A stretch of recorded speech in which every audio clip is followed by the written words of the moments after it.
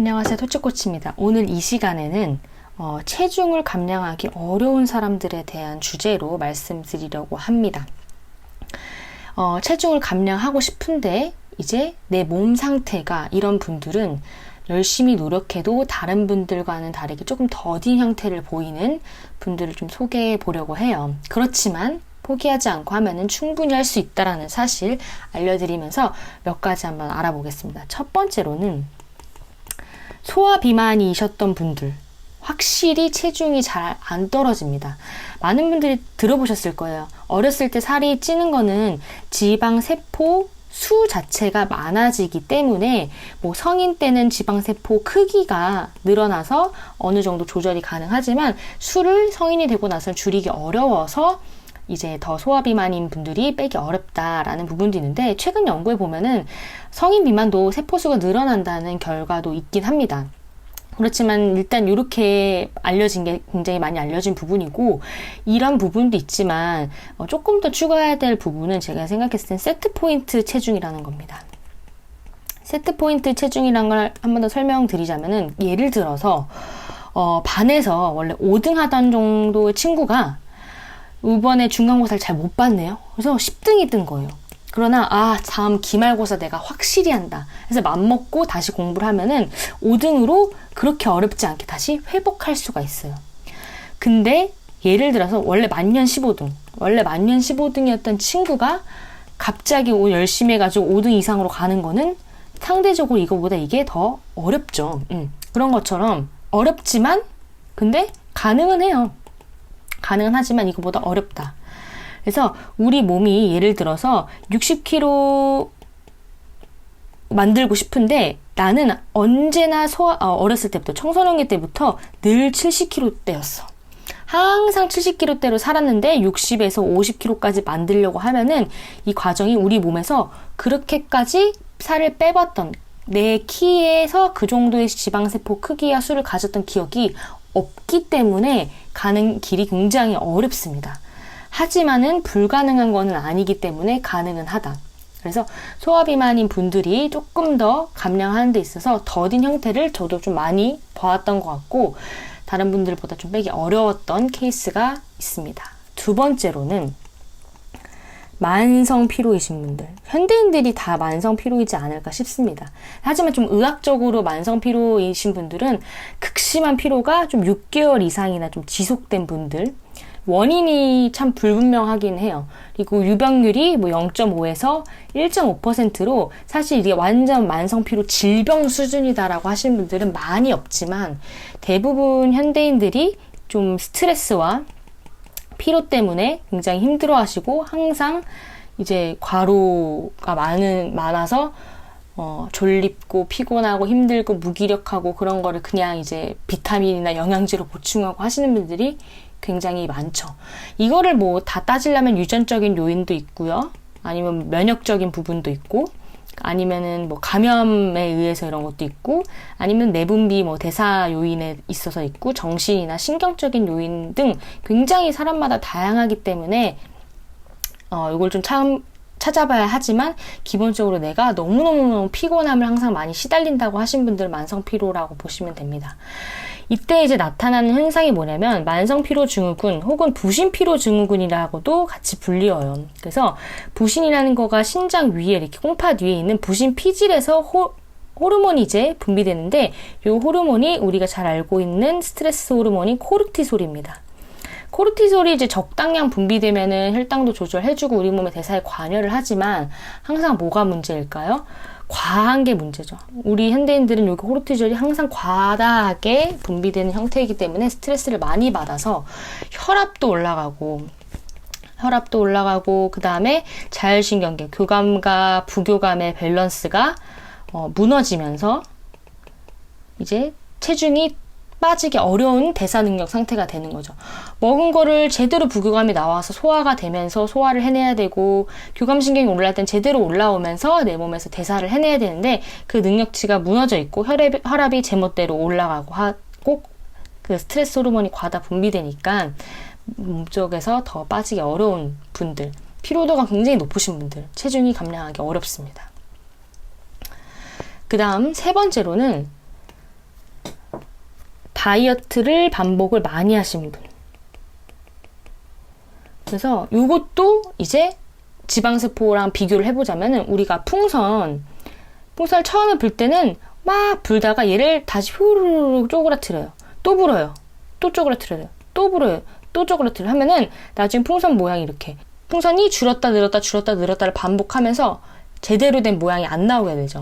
그런 것처럼 우리 몸도 지방세포도 커졌다 줄었다 커졌다 줄었다를 반복해 보면은 그게 한마디로 그냥 쉽게 생각해서 손상이 많이 될 수 있다는 부분이고, 이 또한 소화비만처럼 세트포인트 체중이 자꾸 올라갑니다.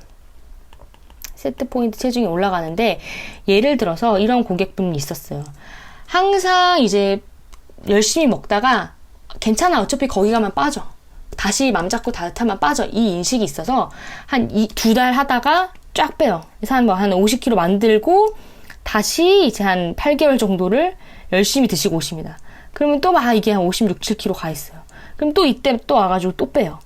또 쪄 있어요. 또 빼요. 이걸 계속 반복을 한 4년 이상 하신 거예요. 똑같은 그 다이어트 제가 있는 곳을 계속 다니시는 거예요. 그래서 그냥 좀 나중에 올게 반복하셔서 그거가 뭐 2014년, 15년, 16년 이때부터 계속 다니시는 건데, 스스로 말씀해 주시는 게 예전에는 53까지는 쭉 빠졌어. 여기서 뭐 52, 51 만드는 게 어려웠지 여기까지는 그냥 맘만 먹으면 한두 달 안에 쭉 뺐는데, 한 달 안에 쭉 뺐는데 이게 어려웠는데 지금은 이게 자꾸 올라간다. 지금은 56에서부터 안 빠져요. 이런 현상을 직접 말씀하신 거거든요. 그만큼 다이어트 반복을 많이 할수록 내 몸에서 이제 난 여기까지가 끝이야. 이걸 탈출하려면 이 항상성 시점이 굉장히 길어.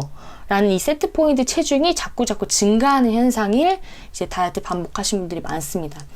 그 다음에 반복하신 분들 중에서는 극단적인 다이어트 방법을 많이 택하신 분들이 많아요. 대표적으로 초저열량, 식사량을 확 줄여버리는 거죠. 그러다 보니까 어떻게 될까? 우리가 잘 알다시피 근육량이 굉장히 많이 손실된 상태로 옵니다. 그래서 다이어트 반복 많이 하신 분들이 대표적으로 인바디에 이렇게 저근육, 고지방 형태가 많고 근육량 자체가 부족하다 보니까 지방 대사 능력이 떨어집니다. 지방을 태울 수 있는 능력, 제 근육이 굉장히 많이 몰려 있는데 근육을 막 자극을 해야지 지방 대사까지 이루어지는 부분이 되는데 양 자체가 없어버리니까 지방을 태울 수 있는 능력이 부족하다. 혹은 지방 흡입을 하시거나 주사를 치거나 약물의 부작용으로도 굉장히 이제 체중이 잘 안 떨어지는 형태를 볼 수가 있다. 그래서 심한 분들은 20대 초중반이었어요. 어떤 고객님이.